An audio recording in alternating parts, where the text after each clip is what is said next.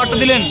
দেখুন, বেশ কয়েকটি স্পেসিফিক কোশ্চেন আছে যে আত্মহত্যা বলে চালিয়ে দেওয়ার চেষ্টা হয়েছিল। কেন এটা মারা যাওয়ার বেশ কিছু ধরে তার পরিবারকে মুখ দেখতে দেওয়া হচ্ছিল না কেন?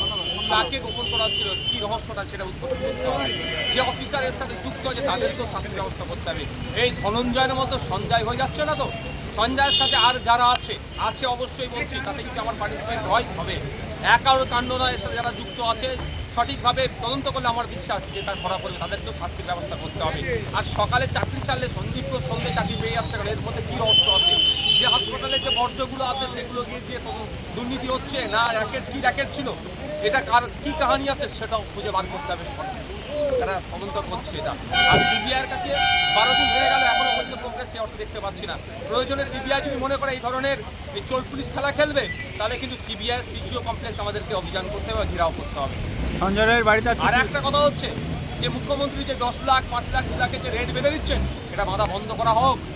মুখ্যমন্ত্রীকে আমরা সম্মান জানিয়ে বলছি, তার মুখ থেকে আমরা এই ধরনের শব্দ বাক্য আমরা কোনোদিন আশা করিনি।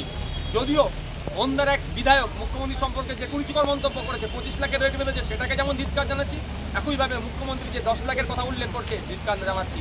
আমরা খুব শোকাগ্রস্ত, আর আমাদেরকে টাকা দিয়ে উনি ভুলাতে চাইছেন।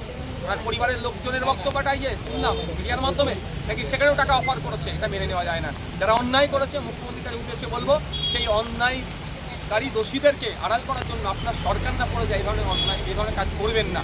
আপনার কাছ থেকে আমরা আশা করছি নিরপেক্ষতার সাথে কাজ করবেন। যদি এখন সিবিআইয়ের হাতে মামলা গিয়েছে, আর আমি অন ক্যামেরা বলছি, সিবিআই দ্রুত বিচার চার্জশিট করে কোর্টকে দিতে পারবে, রাজ্য সরকার যদি সহযোগিতা করে। আমি আশা করব রাজ্য সরকার সহযোগিতা করবে সিবিআইকে।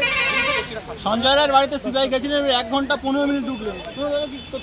ব্যাপারটা কি? এখানে তো অনেক কিছু হচ্ছে, অনেক সন্দেহ হচ্ছে যে হচ্ছে কি সিবিআই কাদের কথা শুনে চলছে, সেও প্রশ্ন থেকে যাচ্ছে।